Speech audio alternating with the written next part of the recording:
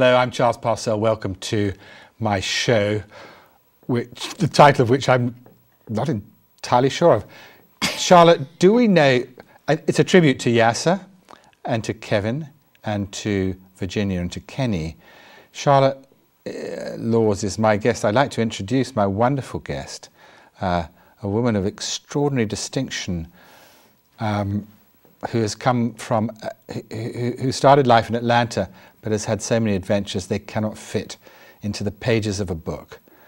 Welcome, Charlotte. Thank you. Charlotte, nice to be here. Who is Yaser?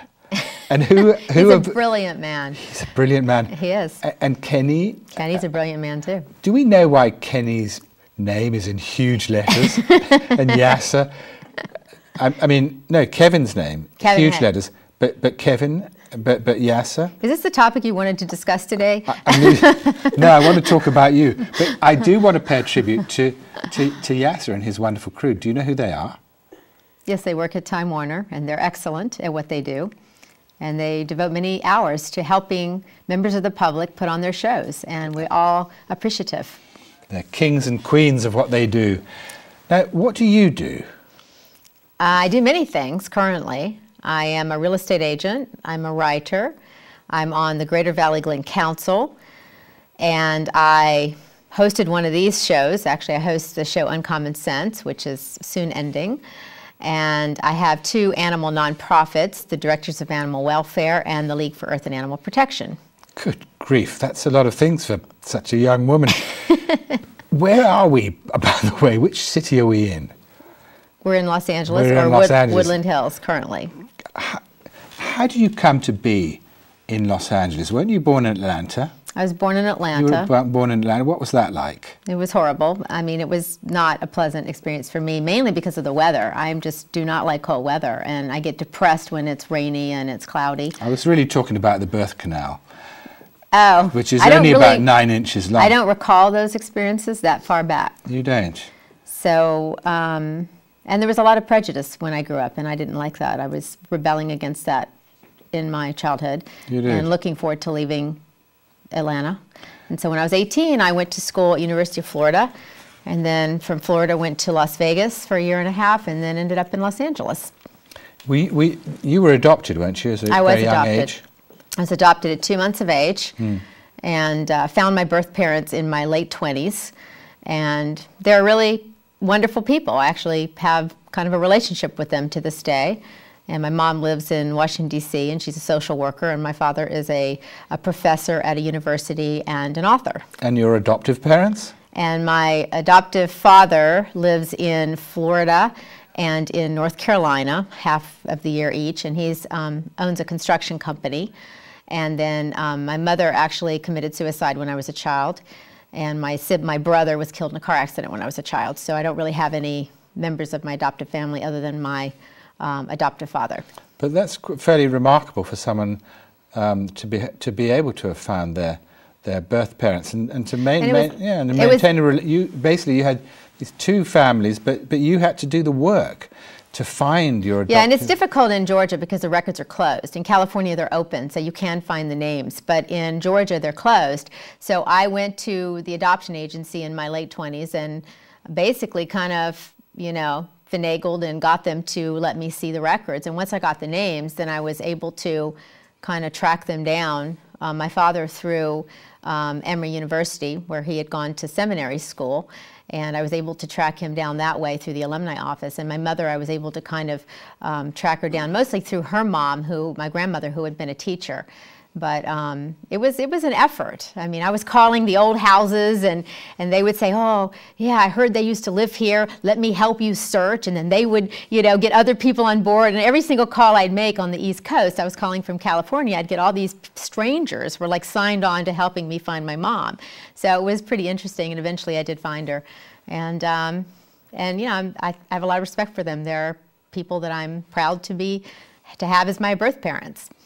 It's very fascinating that you were able to do that, and you, and the great skills that you learned doing that led you Yeah, I was to get a job as a private investigator. That's true. Yeah. So you've had many, many different occupations, haven't you? I have. Let's have a short list of your amazing occupations. I've been a backup singer for an Elvis imitator. I've been an actress and a dancer. I've been a private nurse. I was a cab driver.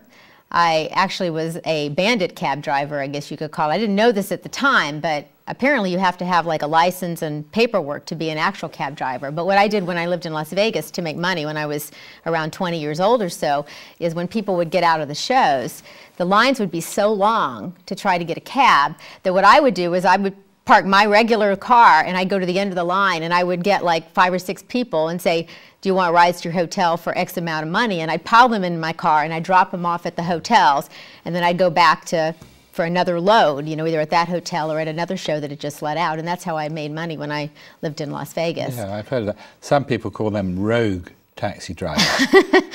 So you've had many, many different jobs and you also have an extraordinary number of degrees, don't you? I have 5 degrees. 5 degrees. How did you, well, what are they all about? I have a PhD in social ethics and a master's degree in social ethics and a master's degree in professional writing and 2 BAs, a BA in theater and a BA in philosophy. What's your PhD dissertation all about? My dissertation is about Baruch Spinoza and the animal rights movement. Baruch Spinoza? Yes, who is a 17th century philosopher, Dutch philosopher. How do you spell him? Baruch, and the last name is Spinoza. He's one of the famous philosophers of the Western tradition, but what interested you in a man like Spinoza? Well, I had always looked for a philosopher who had similar positions and views to mine, and I didn't know of one at the time. And I was taking a philosophy course at Cal State Northridge, and the first day of class, I open the book and I'm flipping through at the pictures of these different philosophers, and I see this picture of this extremely handsome guy, right? It was Spinoza, but I didn't know who Spinoza was. So I thought, wow, best looking guy I've ever seen, right? So a couple months later, we're in the class and we're going through the different philosophers, and the teacher puts these ideas on the board. And I was very excited because those ideas were in conjunction with my own, and it turned out those were Spinoza's ideas, and the same as the guy in the picture, right? So I went home that night, and my friend, a girlfriend, Diana from Orange County, called me, and she asked me if I was dating anyone. And jokingly, I said no, but I have a crush on a philosopher who was born in 1632. And the next sentence out of her mouth was, oh, that's really funny. You have a crush on a guy who died in 1677. And I said, why did you say that? And she said, I don't know. And that was kind of my first odd experience. I had a lot of odd experiences surrounding Spinoza, and that was kind of the first one, because she didn't have any knowledge of this, and yet, you know, that's what happened. So I have had a sequence of things happen probably for the next year or so that were related to that. And I'm not one who normally believes in paranormal or odd experiences, but I had a lot of experiences related to What was the most amazing thing that happened to you around the name Spinoza? You mean as far as all those experiences? I mean, I could tell you the story of the experiences if you would like. As long as it doesn't take longer than a couple of hours. It's a long story. Make it a little shorter. I said the most amazing of those experiences. Well, the most amazing was I ended up going to Holland eventually. And when I was in Holland, I was walking through this big city, Amsterdam, which I did not know at all. This was only one of many, many different things that happened. And I had a tour guide named Theo who I had contacted to show me kind of a little, you know, to show me the Spinoza houses that are still existing and that kind of thing. And we're walking through this big city, and I see this, what looks like a white church way off in the distance. And it turned out that, and I was very connected to that church, and I asked Theo what that, you know, what that was, and he didn't know at the time because we were so far from the church. And by the time we got up next to it, he realized, he said, oh, that's where Spinoza's house used to be. So that was one of the very odd things that had happened. It's probably better when it's told as a whole story because it's like, wow. When you tell one little bit, it's probably not wow, but that's okay. So you had a whole series of curious coincidences. Well, I mean, they seem like more than coincidence because there was like evidence associated with them. There were witnesses, and I'm not the kind of person who believes in this kind of thing normally. So if it was just a coincidence, then I would have, you know, if it was something that was that, you know, weak with evidence, I wouldn't have put any belief in it. But now I actually think that there is something to it in some way, that there are definitely things that operate on some level that we're not able to perceive or detect. There are things, causal relationships that we don't perceive that occur. And I don't know what this was or why all these unusual things happened to me at that period of time, and then that was it for the rest of my life. I have no idea, but I do think there's something to it. Well, it led you to write a dissertation. So I did. It's a 5-year occupation, isn't it? So I wrote my dissertation based on, basically, because I saw Spinoza as, even though he was not an animal rights person, his philosophy is very, common sense grounding for the animal rights movement, in my view. So that's what I wrote about. I agree, but what's the most dangerous thing that's ever happened to you? Probably one thing that was very dangerous was I was living in Van Nuys at my house, and in the middle of the night, the police knocked on my door, a whole bunch of police officers, and they came. They said that somebody had a criminal had come over my fence and was in my yard, and my dogs were going crazy barking, and so they wanted to go through to my backyard. So I said, okay.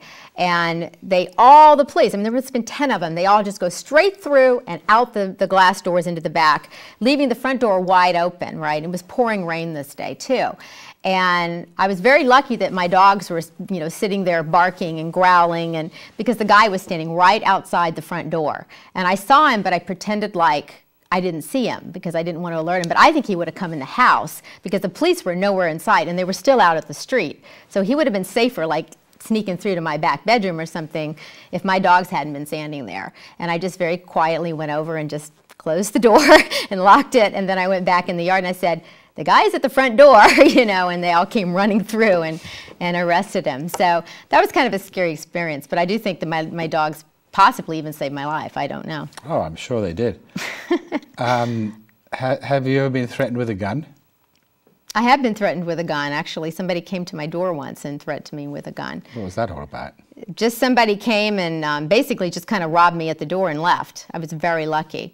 So, yeah, I've had a couple of scary experiences. What was the other one? Wasn't the one with Diana, as I recall? Oh yeah, that's right. I was living in Hollywood with a roommate, Diana, the same girl I mentioned in the earlier story. And this guy he was actually an acquaintance of Diana's, and he broke in with a machine gun at like 2 in the morning. He broke down the front door, he broke down the bedroom door. And it's interesting to see what you do in a stressful situation. And one thing I do, I don't get panicky, I don't scream. I just am very calm, rational, trying to use my head to get out of the bad situation. And so I got out of bed. I used to wear my shorts and shirt to bed, so I was already fully dressed, right? I get out of bed. I see this machine gun pointing at Diana, right? And I said, well, I'm already up. I might as well go to the grocery store. I put on my flip-flops, and I walk right out the door with my purse. And he didn't stop me. I left Diana behind. That was a terrible thing, but that's what I did under pressure. And she was able to get away, and we called the police, and like 100 SWAT officers showed up. It was like the major news story for LA that day. And he ended up, they threw tear gas, and eventually he'd already killed himself in the apartment. And it was bizarre. He wasn't on drugs. He had all these weapons in his car. He was like a 20-year-old kid. It was like obsessed with Diana. He'd never dated her, but he was like, had a crush on her or something, and he killed himself. It was just really weird. So then I moved out and got my own apartment after that. So you came all the way from Atlanta to Los Angeles, but you stopped in Vegas on the way? I did. So I'm going to use some legal terms now. What was the precipitating incident? What was the causa sine qua non? Just thought I'd say that. To get you over to cross to the West Coast, or the west side of the country? Well, I was interested in the entertainment industry, and I was interested in warm weather. So those were probably the two main things I was interested in. And you were a schoolgirl in a private school. And one reason I was interested in the entertainment industry is because as a child, because I did grow up with a lot of racism, and that was a huge issue for me. I was like fighting it all the time. But one thing I was really happy is that I had a television, and I could see that this was not the case everywhere, and that the entertainment industry was very open-minded and had a very different view than the people I grew up with in Atlanta. And so I very much was attracted to that, and I wanted to get towards that. And so that's why I came west. Were you ever attracted to a particular individual, say, in the entertainment industry? Yeah, I was. I actually... When I was a child, I had a crush on a particular well-known singer who will remain nameless, and I actually went to a concert, actually a Jerry Lee Lewis concert, because I had read an article that this particular singer liked Jerry Lee Lewis's music. And when I went to this Jerry Lee Lewis concert, afterwards a man came up to me and said, "Would you like to go backstage and meet Mr. Lewis?" And I said, "Fine." So I go backstage, and Jerry Lee asked me on a date, which I did not want to go on, but I ended up having this long discussion that night with the white-haired guy who I believe might have been his manager. And he like built this confidence in me that I could actually date the famous guy that I was interested in. And so I pursued that.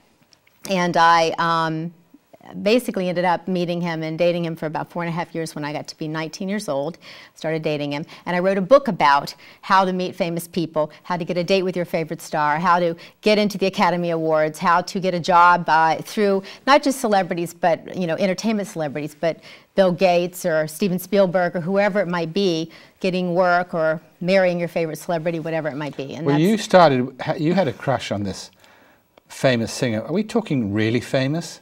Yes. Would everyone know this person's name? Yes. Totally.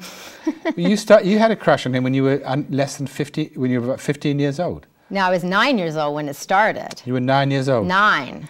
So, and I was kidded about it. It was embarrassing. I mean, oh my God. And you actually met this person? Yeah, when I was 19. Well, 10 years later? I actually met him before that, but he didn't ask me out. I actually met him when I think I was 18, and he didn't ask me out on that trip. I spent like a week trying to get a date, and I failed. And then when I was 19, I pursued it again, and then I succeeded. So, yeah. Well, you were asked on a date by Jerry Lee Lewis. Right. Wonderful man. But you said no. Right. So Jerry Lee Lewis is super famous too. Well, he's not as famous as the other guy, though. That was not your criterion, was it? No, it had nothing to do with it. So what I want to know is that when a schoolgirl, she's really all you were, a schoolgirl, pigtails from Atlanta, goes to a concert and is asked on a date by someone of that stature, you said no. How did he take that? Well, I don't know, because I said no to the manager. See, he didn't ask me out to my face. I went back to his dressing room. He tried to charm me. Then he said, "I got to change clothes. I need to change my pants. You can either stay here or wait outside." I said, "I'll wait outside. Thank you." I went outside. The manager then came out. I actually sat in the audience, which was now empty. The manager came out and sat next to me, and he said, "Mr. Lewis would like to go out with you." I said, "No, thank you." And then we had the long discussion and he said, "Isn't there anyone you'd want to go out with?" And he started going, through all the popular stars of the time, Burt Reynolds or John Travolta or whoever they were. And I said, "No, no, no, no." And he said, "Isn't there anyone?" And I said, "Well, there's one guy." And then he's the one who said, "You could do it. You're pretty, you're smart, And he built up my confidence, because I really had low self-esteem when I grew up. I didn't have a lot of confidence in myself. And I really thought to myself that if Jerry Lee Lewis wanted to go out with me, maybe this other guy would too. And so it really just and I left there I was so excited. I didn't even go back in. Well, what did you do to get to meet this mystery man? I had a lot of ploys. I first went to, he was performing actually in Las Vegas the first time I went to see him. And this is when I failed. But I first walked in the hotel and I bribed the bellhop. I gave him like $20. I said, "I want to know what room he's in. I want to know when he goes to the dressing room, and I want to know what path he takes." And the guy told me. So I had this crazy costume that I had made. It had feathers. It was like sequins. I looked like a showgirl. It was hysterical. Long, silver boots, high-heeled silver boots. And so I found out what time he was going to the dressing room. So this is one of the things I did, is I actually hung out in that hallway. And then I heard him coming and talking to a security guard, and I just pretended to pass by and run into him. And then he started flirting with me and talking to me, and that was like one of the first times I met him. And so I could tell he was interested, but he didn't ask me out during that trip. And the last night I actually even called the dressing room, and they didn't know who I was, but they like hung up on me, and I was in tears, and I went back to Atlanta. And then it was a year later when I was at school at University of Florida, and he was performing in Fort Lauderdale. And what I did to get ringside seats at the show is I pretended to be my own manager, and I called up and I said that Charlotte Laws is in the area. She's the Miss Georgia pageant winner. She's doing some Maybelline commercials, and she will be in the area, and she'd like ringside seats at the show and an introduction to him backstage. And they go, oh, yes, ma'am, you know. So I had my ringside seats, and luckily I didn't need to have the introduction or anything more, because he actually remembered me and he sent someone out to get me, kind of like the Jerry Lee Lewis thing. And I was taken backstage, and then I sat in the dressing room and talked, and then he took me to a discotheque and we went to dinner, and he was wonderful, and that's how it started. And then, as you know, I started kind of meeting celebrities just as kind of a hobby, because my friends would just go out to the bar or go bowling or whatever, and to me it was more fun to hang out with Frank Sinatra or the president or whoever it might be. So I started doing it as a hobby, and I'd go to the Academy Awards or the Grammys or private parties or whatever it might be, and I started advising other people on how to do it. And then eventually I wrote a book about it, and that's, and then I did a book tour on it, and that's kind of how my book came about. But you said rather casually, Frank Sinatra or the president. fun to hang out with. Have you actually have you hung out with the president? Well, I hung out with... Are we talking about President of the United States? Yeah, I hung out with President Reagan. I wasn't really doing it. By the time other presidents came along, I had stopped. This was my old lifestyle. I don't do this anymore.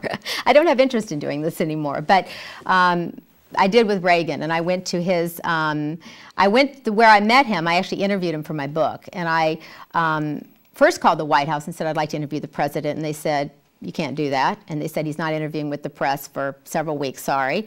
And so I found out where he was staying. I knew he was staying in Los Angeles and where he was staying, and I just went over to the hotel, and you can kind of tell who are White House people and who are staff, and I got to know some of those people, and I got an invitation through them, because it's good to get to know the friends of celebrities. That's a good way to get to know them. And I got an invitation to a party that Walter Annenberg has every year in Palm Springs. So I went to Palm Springs, and I was able to go to the party because of the invitation from the friends of Reagan, the people that worked with him.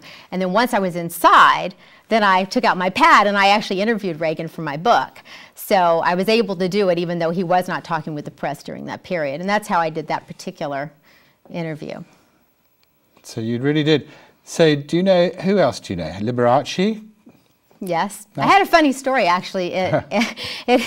He invited me to a party at his house in Las Vegas, and I knew him fairly well and his people. I took a date to the house, right? So we go to this party, and we leave, right? It's time to go. We say goodbye at the door. We close the door. But Liberace had these big gates around his house. And so we're walked down the little pathway, but the gate's locked. And I had my long gown on, and I was too embarrassed to go back to the door and say, your gate is locked. I have no idea, but I was just so embarrassed. We started climbing the fence, if you can believe it.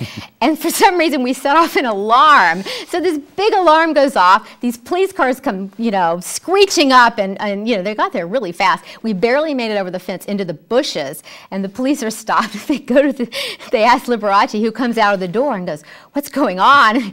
And I don't know, and we got away, but it was so embarrassing. We almost got caught. So that's my Liberace story. So you've been quite you've known a lot of celebrities in your time. Right. What do you think just as a general morality, what do you think of them? Are they wonderful? Are they horrible? Well, no, every person is different. Every person, that's a cliche. Good cliche though, I agree. But I want to have a general idea. Do you find them fun to hang out with?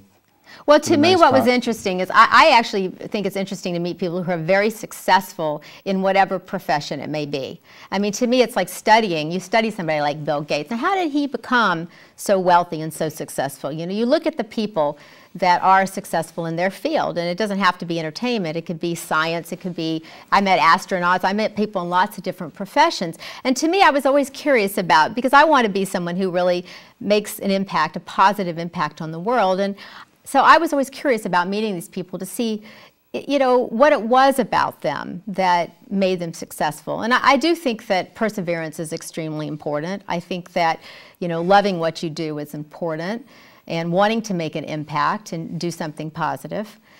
But you liked these people, didn't you? Some people I liked and some people I didn't like. Oh, really? Yeah, I mean, it's not, yeah, I mean, absolutely. Just give me the names of 5 people who you liked a lot. I liked Tony Randall a lot. I liked Tony Bennett a lot. I liked Waylon Flowers a lot. Dolly Parton. I mean, there were a lot of people I liked, you know. And you liked Bill Cosby. Bill Cosby was a very nice guy. I remember you going backstage. Yeah, I took you to meet Bill Cosby. I introduced you. So I was quite amazed because it was a big theatre. It was filled with people. And he spent like an hour talking to us. And at the end of the show, only 2 people went back to see Bill, and you hadn't even seen him for 10 years. I know, I hadn't seen him for a long time. Quite the most remarkable thing. Well, we are very fortunate to be here. So we have this title of the show, which is a little bit of a joke. But so no one knows who these people are, but the director of this show is Yaser Shleel, isn't it? Yes. Do we like Yaser? We like him a lot. We like him a lot. And he has this wonderful crew, which one of whom is a naughty boy, because he's put his name so big. But that's Kevin, isn't it? That's Kevin. A great career is laid out. Virginia, who's operating one of the cameras behind us, is going to start a whole show of her own on the subject of mythology. Yeah. Oh, that's wonderful. Very exciting. Yeah. Oh, that's exciting. It's a total show. And Kenny is the most engaging man. Has a wonderful patch over one eye, which I've always thought was very intriguing. So this is really a Christmas show for us, the last show of the year, and hopefully not the last show we do, but maybe the last show we'll have the opportunity of doing to this wonderful crew. Do you want to say anything about the crew? I think they're wonderful. I've said that. I think I appreciate everything they've done. But have you said that more than once? I've said that at least 3 times during this show. During this very show. So this is the show of 2008. Thank you so much for coming on the show. Thank you. It's been a joy. I'm Charles Parselle. I hope we are able to do it again. So to all of you, happy holidays, and let's look forward to great things in the year 2009 and going forward into a brave new world. Thank you very much. And I think we've kind of come to the end of the show.